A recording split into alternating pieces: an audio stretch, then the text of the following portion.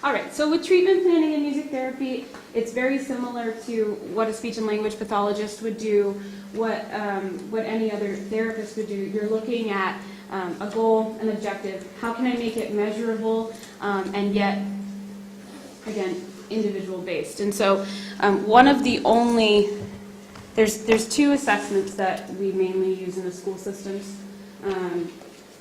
There's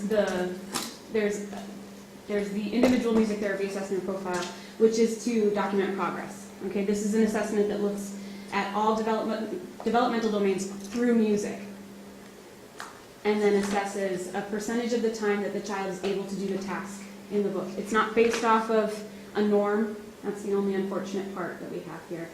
But it is helpful in terms of giving parents a graph to say your child is able to do the fundamentals in music 65% of the time, vocalizing 90% of the time. So it's whether they're performing the task or not.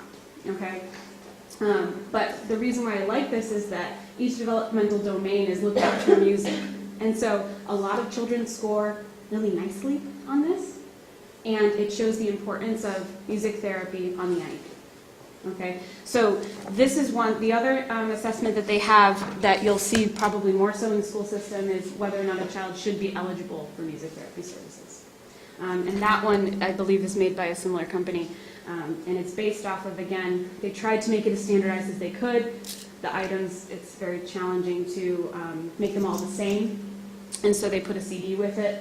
And you try to keep it as uniform as you possibly can. These assessments are based on children from pediatrics all the way to adolescents. And so, you know, it's a pretty wide range. It's what we have right now. But the recent progress through the government movements have been that music therapy is IDEA regulated. School systems will tell you that it's not. They'll say no until they're blue in the face.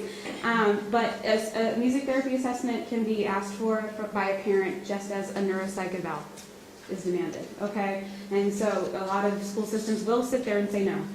I won't kid you. They'll say no. We've had parents that have given up, unfortunately, and then we've had parents who have brought school systems to court. I actually have a family that is in mediation right now, and so it's how much you're willing to advocate.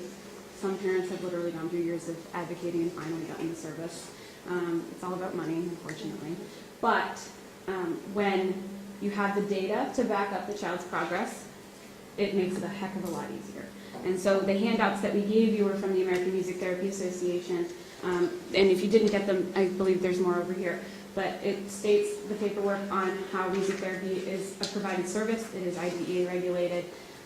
And we tried to give those to all our families, whether they receive services from us or not. If they're fighting for music therapy in the school system, we give them a packet to go back with to make sure that they can at least try and get it provided for in the school system.